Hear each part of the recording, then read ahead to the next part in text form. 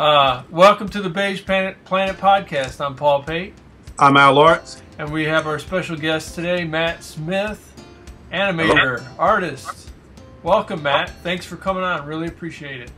Thanks for having me. We are pleased to have you on here. I saw your animation on just through Jim Lujan and Counterclockwise, and was really impressed. And so I invited you on. So can you tell us about yourself? Thank you. Basically, I'm an independent animator, freelance artist. I actually do a little bit of part-time custodial work in the evenings, just not to go insane. That's your passion right there, right? Yeah, the animation and stuff is just... That's all on the side, Yeah. That reminds me of... the art fluctuates, so especially in the beginning. It reminds me of Charlie from Always Sunny in Philadelphia. He's got a passion for janitorial work. I swear I'm trying to get out of it. It's just killing me. They keep pulling me back in. Yeah. I've been doing animation. Actually, see, it's kind of new. I mean, I haven't been. I've drawn all my life, but right. I never pursued a career for it till I was about 30, and I'm 43 now, Okay. and so it's been a long, slow evolution. You know what I mean? It's kind of like a caveman style, because I didn't go through the classes and things like that. So I wasn't very computer literate. I had to learn. My wife helped me with that. Things like that. I understood the animation process because I loved it when I was a kid, and I studied it. I actually bought, when I was like 13 years old, I bought this Disney book, The Illusion of Life. Right. It's like the Disney Bible, Right. I had that. I went through, I read every page of that. So I had this understanding of it, but I dropped out of it, I don't know, 14, 15. I just kind of fell away from it, pursuing it. Yeah. And then, woke back up when I was about 30 years old, and just trying to relearn. Like you understand how to do something, but how do you do it? Yeah. You know what I mean? Yeah. I got, so that's where it's all kind of, it's taking its time, Yep. Well said. Well said. All right. We're going to go to one of your videos.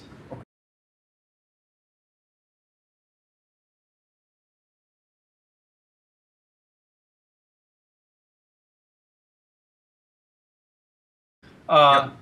So on the boxing video, I felt like you really captured the intensity and movements of a dude punching a heavy bag. How do you get that? You captured it so well. I thought that one really caught my eye when I saw it. Well, essentially, my animation is kind of like rotoscoping. It's like it's like kind of like where I use a lot of reference. Like when like in art school, and they have you draw a model. Yeah. And what I do is I film myself doing the actual motions, and then I just use the keyframes, basically. So it's to create a certain type of intense timing. You understand? Yeah. So if you look at it, I'm using myself. I'm doing it roughly, referencing it, and it just helps. It eliminates a lot of the guesswork, and I've learned how to stylize, and I draw constantly. Right. So and I looking at things and stuff like that, and it was a process learning how to do that, because a lot of times people actually want to stick to the reference really tight instead of just moving out of it. Yeah, that's what I struggle with that, I think. Drawing shapes, you know what I mean? Finding the shapes, and like I said, I don't necessarily have to use every frame. You say rotoscope to somebody and they just want to faint, because they think that, it's like I gotta draw 24 drawings a second and I gotta do it. Nah, you do what you want. A lot of them repeat, right? You reuse them. Yeah, and I reused them, and I just used these keyframes, and and then it just became a part of timing. you know, and you get good timing. Yeah, and then it was also creating the intensity of the bag. You know, the way the bag is pulling actually makes him look like he's hitting it harder, you know, cool. Yeah, than somebody really could. Awesome. Did you do any boxing? And do you have a? Yeah, a little bit. A little bit. When I was younger, yes. When you were younger, who's your favorite boxer? Just out of curiosity. You know, nowadays, I don't really have a favorite boxer. I used to like oh man, and I can't even his name has slipped my mind, and he just died not too long ago.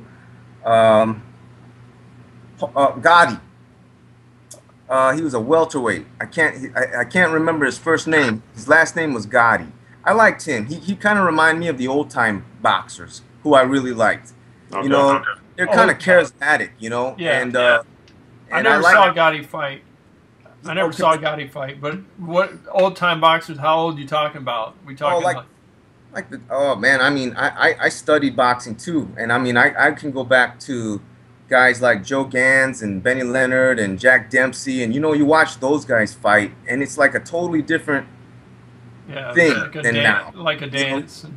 Yeah, or like even like Jake LaMotta and Rocky Raja, and you know, they weren't always the greatest. They weren't like necessarily the most skilled type of fighters, you know what I mean? But they knew how to fight. You know what I'm saying? They knew how to fight. What about UFC? Do you follow that? What, like cage fighting stuff? Yeah. Oh yeah, I don't follow it, you know, but yeah, I do like to watch it. You know, again, I like that too. I just can't get into it. It's pretty brutal. I love it. I used to watch it. I agreed not to with my wife. She's like, I don't. So it was something that I chose to give up. Yeah, it's intense because it's intense, man. I actually love the wrestling part of it. You know, the grappling. Where, you know, growing up, I liked boxing, and didn't know anything about grappling. But watching UFC, I do enjoy the strategy and the technique behind the grappling. Yeah, it's dangerous because you know, and what's beautiful about it is that, you know,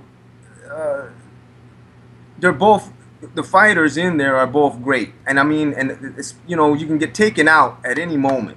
Right. You know, and especially with somebody who knows how to, let's say, move on the ground, and they know some of those martial arts twists. Yeah. I mean, you know, that you make just wrong mistake and it's over. You know, you gotta tap out or something. You know. Yeah, or your arm is just like dang. My arm would be just pulled out. Right, or you go to throw a punch, and all of a sudden you're getting kneed in the face, and it's it. That's it. I'd like to see you could be winning. A straight up street brawler go in. Yeah, it's kind of. Well, you know, they've had different kinds of guys try it, like that Brock Lesnar, who was a wrestler, you know, a professional wrestler. And I mean, this guy's giant, and it's not easy. These guys know what they're doing, man. And if you get a guy off the street who hasn't trained and doesn't have the techniques down, I think he would get his ass whooped, you know, real fast. Well, I don't know. Either that, or he's gonna win real fast. Yeah, right. You know, because you know, I doubt he might have the conditioning. Right. You know, so I think guys are coming in thinking, okay, my opponent's got skills, he's got training, but then this street brawler comes in with absolutely no technique, nothing, just throwing haymakers. Yeah. You know, like a windmill. Yeah. He's gonna back. But you know, that was kind of the cool thing about, like I said, like some of the old day fighters. You know, I think they all had even though maybe they didn't. I mean, you know, they had a general understanding of you know, boxing or fighting or something like that. You know what? Yeah. You know, you know, and then you got to remember too, is you got to be able to take it. You know, any child can dish it out. You know what I'm saying? But you got to be able to take it. Yeah, I wouldn't make it past the opening bell. Just drop it a second. Yeah, I mean, you know, you might not be prepared to get, you know, kicked in the face. You know what I'm saying? At the first thing. So I don't know. I mean, uh, but I love action, you know. So I love boxing, but and I love action movies And and if martial arts. anybody Martial watch arts is interesting. anybody watches your video, you love automatic weapons and gunfire. Yeah, well, you know, it's no difference than being like Robert Rodriguez, you know, just Yep. somebody that just likes to make just a lot of, you know, Yeah. fast-paced stuff. I, You know what I'm saying? yeah, some of his movies are good and some of them are so-so, but he does it all himself. He does Yeah. the music, he does the the special effects, and it's action, you know. So yeah, that's good analogy. Anyway, I don't know how we got so off on the bo- On the boxing, fighting. but it's good talk. So, Let's yeah, get back. Oh, go ahead. it's well, it's all, you know, like you know, I mean, it's all a part of what I pull from. Yeah, You know what I'm saying? I mean, that's, it you know, is. like you're gonna ask me about music a little bit later, Yep. and I mean, I'll explain something Oh, so we about got to that. leave a lot of time for the music. Okay, so let's go. Let's touch on your drawing style.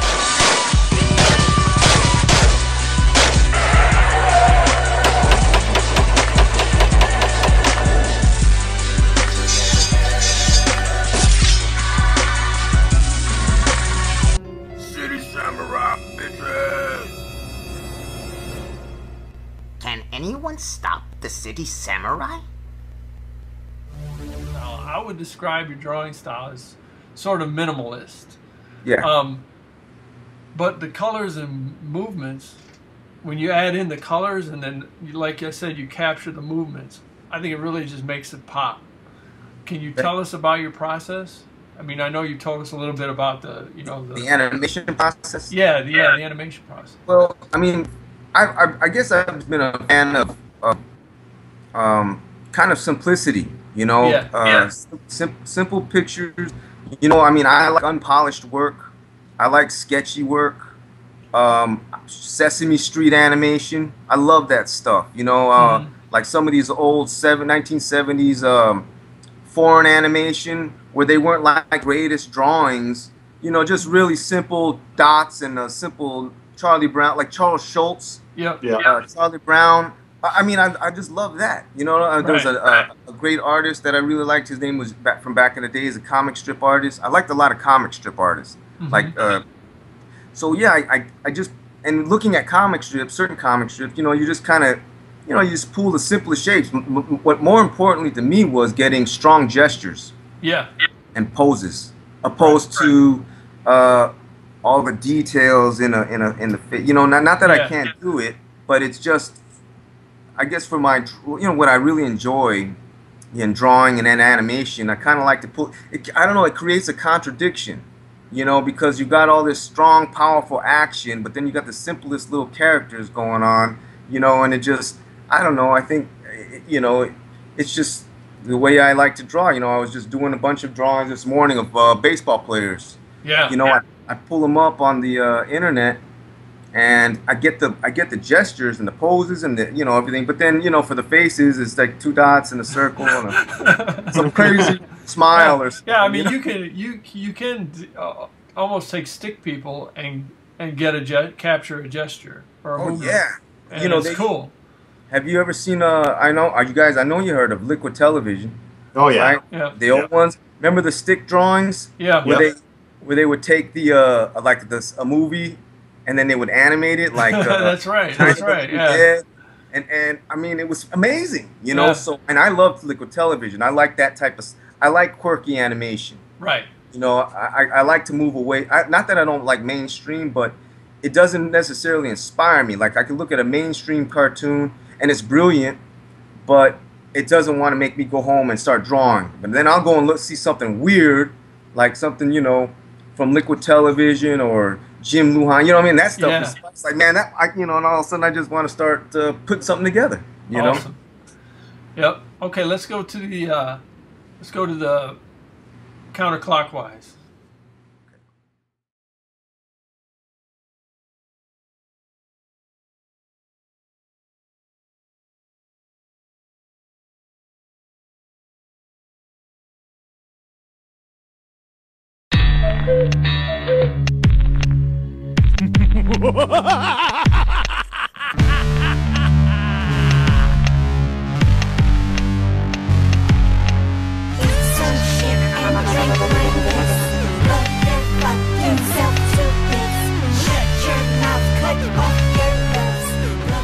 wanted to ask. Yeah, I'll let you take over here, Al. Heavy Metal is one of my favorite movies ever. I'm sure you're familiar with it. That drawing style, I detect a little bit in yours. Oh yeah, I have. I've got the videos, and I've got an interesting book of the making of it. Oh, really? I didn't know they came out with a book. Let me show you. Hold on one second. Oh, we're nerding out now. Oh, okay. Nice. Sweet. I'm gonna have to check that out. Yeah. What's the name of that book? It's called the New Expanded Edition Heavy Metal the Movie, and it's got all the process of interviews and all that type of stuff of the entire project. You know. Awesome. Oh, cool. Yeah, I love that movie. Yeah, me too, man. That was like one of them, a huge inspiration. You know, just really because see, I loved comic books. I loved cartoons when I was a kid. You know, but I was also like a really, really, really huge comic book fan. And so comic books have always been way more extreme than animation. Right. You know, I mean, I can go to the comic book store and get Conan the Barbarian, and okay, I mean, I could get all these crazy, you know, and the action and stuff like that was just far more ahead of anything that was really going on in animation until I ran into like Ralph Bakshi and Heavy Metal and stuff like that, and it just like blew my mind, you know. Yeah, right, because it wasn't on all the good, well, the quirky animation you said you like wasn't on Saturday mornings. No. That was like Transformers.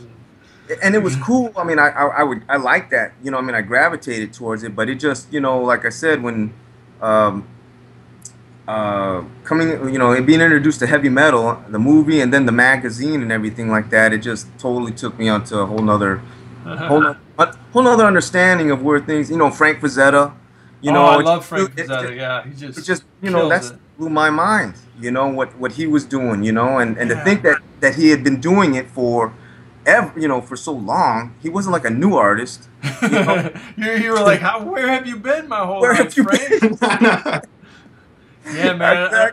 I don't know, Al, if you notice on Facebook, sometimes I'll post Frank Frazetta drawings. Oh, okay. Yeah, and some, you know, like some of my friends are like, "Hey, Paul, that's a really good drawing." Like, you know, yeah, I don't think so. Anyway, keep asking about the music, Al. This next question kind of relates to me because I use music when I write. I can't write without it. For me, it opened up scenes for me. Is that kind of the same situation with you? Do you need music with you, or?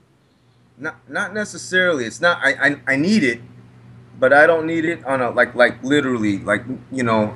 Sometimes when I'm making stuff, I got the TV on. I put on like animation or a horror movie or something like that. But it's not. I'm not really paying attention to it. Where I use music is kind of like with the boxer, let's say. Right. It's a rhythm. You know, I have a rhythm inside my head, like when the characters move, if they jump or if they fall, and it goes ba ba ba ba.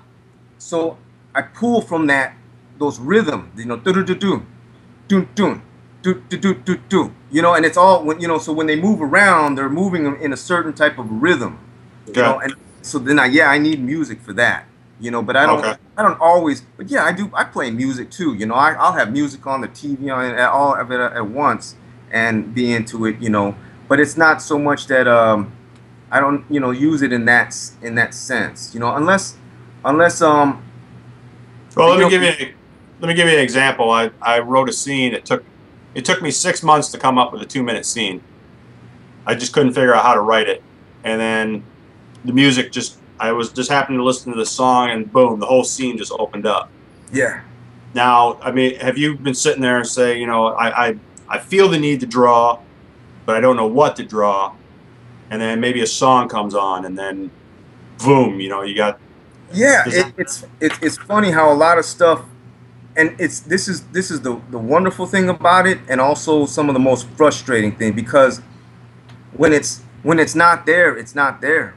You know, right. All you could do is putz around until when it comes, usually for me, it's almost completely finished. Like it just all comes together. It all comes together, Yeah. and I mean, I gotta tweak it here and there, but I mean, the whole thing is like it's almost like somebody's it's handing me the script. You know what I'm saying, or something. And it's all in my head. It's all it's all laid out. You got to capture it now. That's the hard part. Exactly. I got to capture it, but it's all laid out in my head. So that's the wonderful thing about it. The frustrating thing is when that's not there, all I could do is exercise. Just keep drawing, keep messing around with. I do a lot of animation. That's what the boxer was. It was just an exercise, man. I was just, I had this idea, and I'm just gonna do an exercise. I didn't even hear the song for Counterclockwise until after I made the film. Oh, really? Oh, really? I heard the very start of it and but the idea came first, and then I was just hoping that it would all, you know what I'm saying? Yeah. It actually all just dropped together, and that was made me happy because it's not like I didn't listen to their music. I heard their music because Jim had told me, hey, I want to do this and I want to do this, so maybe you can work on some of these other songs. So he gave me a list of what they sent me their whole, album. Yeah. And I heard, I think I heard the opening scene, but I listened to it after I'd already had this, like when we were talking about it. Right. What to do, Right. And then when I heard the opening scene, I felt like, okay, this is weird. So I think everything's right in. And with a music video, it doesn't have to be literal. It's like a soundtrack. You just got to capture the mood. Yeah, the mood. Yep. It's not like he was like singing about well, some parts were, but it didn't have to be like I had to, like when what they were talking about, like literally define, show them, I reached my hand into the drawer and got a cup and all that stuff. I just wanted to get the mood of the song with the animation. Yep. Hey Paul, well, both of you guys do animators get drawers block? Like writer's block? Oh yeah, man. I think so. I was just saying. I mean, especially. I mean, you go through it. You go through it, and that could be a very. Yeah, I get these things. Yep. I mean, yesterday I drew this hand. I drew it in pencil, or it was maybe the day before. I drew it in pencil, and then I drew it in ink. So I drew it twice, right? Right. And it was like, it looked like a balloon animal. I mean, it didn't even look like a hand, And I was just like, man, I'm not in the groove, Yeah. I'm just not feeling it, Do you use references? Do you look, Yeah. Well, I like to not use reference. I like to, try to capture just the feeling or the gesture. Yeah. But sometimes, like yesterday, I drew a picture of two hands, that like a woman and a man holding hands.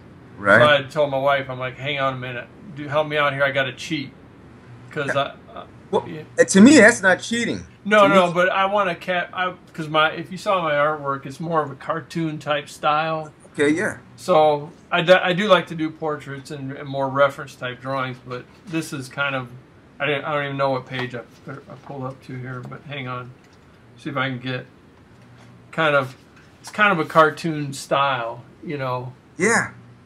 So. Okay. Yeah. So But you could still, sometimes just to get through it, Yeah. It's kind of like when I had taken art classes, when I was trying to get back into it, I was taking some little, 6-week courses, stuff like that. That was the first thing that we had to do is be able to look at something and draw, and they would give it to me and. First you had 2 minutes to be able to do it in, and then 4 minutes, and then 10 minutes, and stuff like that. So in a sense, maybe you could, or anybody, just the faster you can do it, maybe the more you just capture it. But that's what I like to do. I mean, I also have a time limit on, I can't make a 240-page book if I sit there and reference everything, So yeah, it's tough.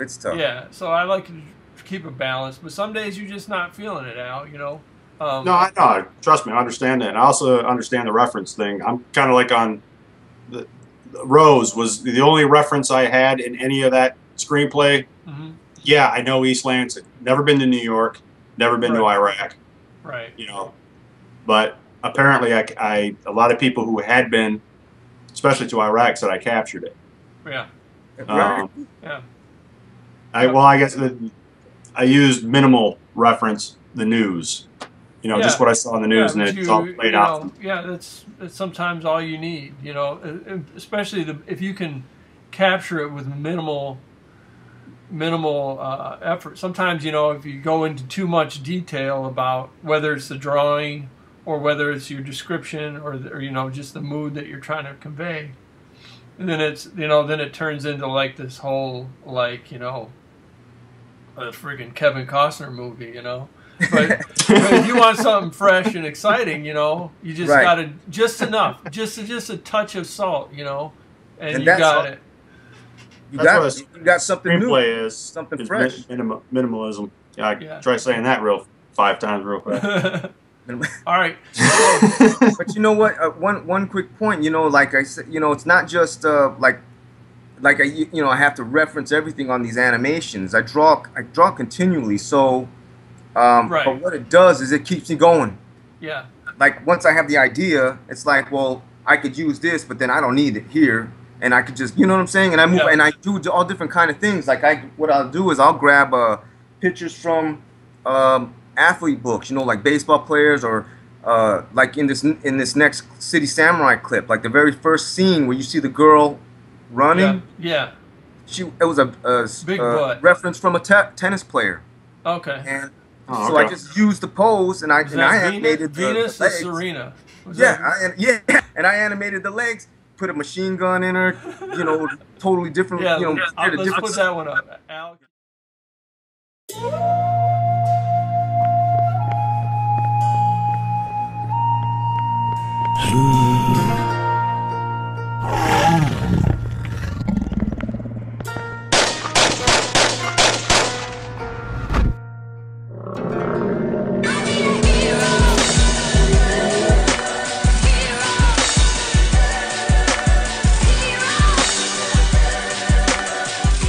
That is cool as hell, though. Thanks, man. Yeah, I love the gun battles. You know, just That opening scene, Serena Williams automatically came to mind. Probably gonna get sued over this, but oh well. I really don't know which one. I mean, like I said, it was just you know, it's like I said, I could take it, and I don't always have to draw it. Let's say it's you know, straight up like that, but then I could always do it like that. Yeah. I could draw my son in a certain pose, and then turn him upside down and put clouds in the sky, and it makes him look like he's falling or something like that. Right. You know, I'm using, you know, I'm just I don't know, I'm just moving, you know, with all different kind of clever creative methods, you know, cool. Trying to get creative with it. Yep. You know? Hey, what would be your dream gig in terms of animation? Oh man, one that I could get really, really paid a lot for. Okay, that's a good answer. Enough said. That's the dream gig right there. As honest as you can get. Well said. Now, so I try to ask this of all of our guests, because all of our guests, you know, we have regular jobs. We got to, you know, most of us have regular jobs. We got to, you know, pay the bills, and but so you can just do that, and it's fine. Why do you do this extra?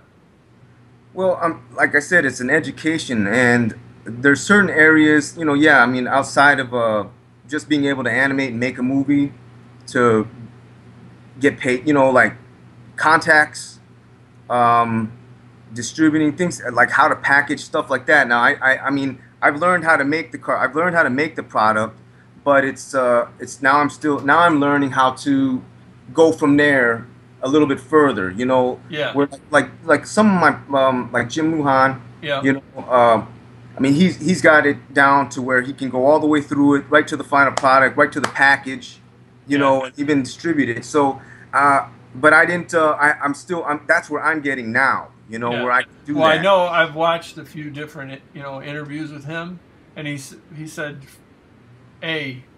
number one, you got to start out with a body of work, right? Which, you know, man, just go to the YouTube channel. I'm telling this for everybody watching. The YouTube channel. look up Master Melvin by M. Smith or City Samurai Hero by M. Smith, and you'll see a ton of animation videos, and it's a good body of work, Matt. I'm impressed. Thank you, man. Yep. So. And then, you know, there's another great thing that you need. You need luck. You got anybody that says, I mean, it's nothing but a good accident. Yeah. You know what I'm saying? I mean, sometimes you could wake up in the day, right, and something bad happens that you never expected. Al, tell him you need a little luck. You've been working on your screenplay for how long? I'm on my 12th rewrite. Wow. Started writing it back in 2006. Wow. Yeah, I've gotten great reviews on it. It's the same thing with screenplays. It's pure. You could write the greatest screenplay ever, but if you don't have the right luck, people will never see it. Right, and sometimes it takes, you know, I mean, you heard of Basque, an art. He was an old, kind of like in the '70s. He was part of the Andy Warhol. Okay. Oh yeah, I've heard of that name. Yeah. And I mean, he wasn't he wasn't really getting out there, and somebody saw a picture at a party of his that he had given to a friend, and he went and took that picture, took it to Andy. And Andy got in touch with it. I mean, you know, there's things that move mysteriously, you know, too. So you can't get that.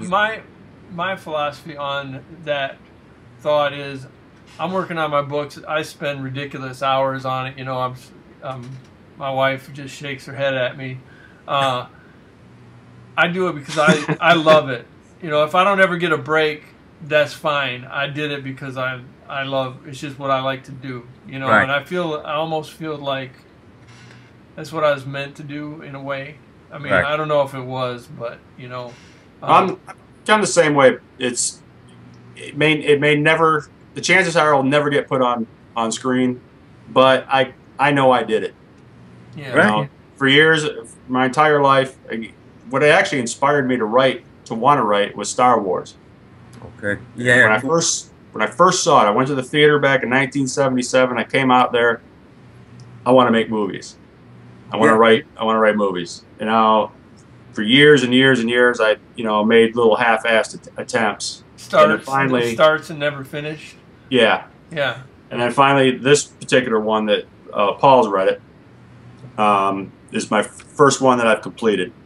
Yeah. Wow. And it's so bad. The story's not bad. It's that I was almost obsessed with the story, where I've tried moving on to another story, but until I get closure from it, I can't move on. It's just I had to hire another writer to do a rewrite. Wow. Okay. Because I couldn't separate myself from the story. I was too invested in it. Jeez. Yeah. And then there's also this other, you know, not to get on a negative note, but you know, sometimes guys, you know, their stuff doesn't get discovered until they go away. Yeah.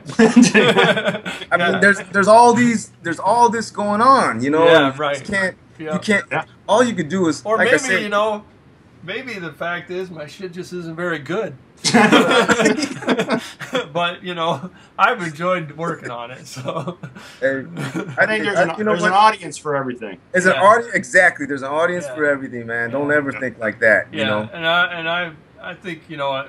But I think every artist goes through that. We could be the most critical ones. Yeah. We are the most critical, you know. Yeah, I'm on page. I've got like 3 pages to go on my second novel, and I'm like considering just tossing the whole thing. There's a funny story. I think it's Michelangelo, and he did a sculpture. The Teenage Mutant Ninja Turtle. No, the painter. I know. He did a sculpture. Finished it. Found one little mistake on it. Yeah, I can imagine. I did that. I've taken tons of work and just tossed it in the dumpster, and then find myself the next morning trying to get it all back together. I have.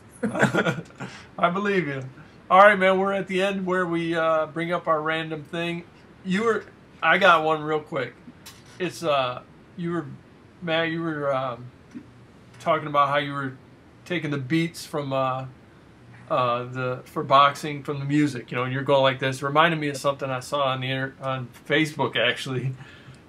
I was going to share it, but I'm like, I'm not even going to share this. You know, I just this dude. He was a drummer.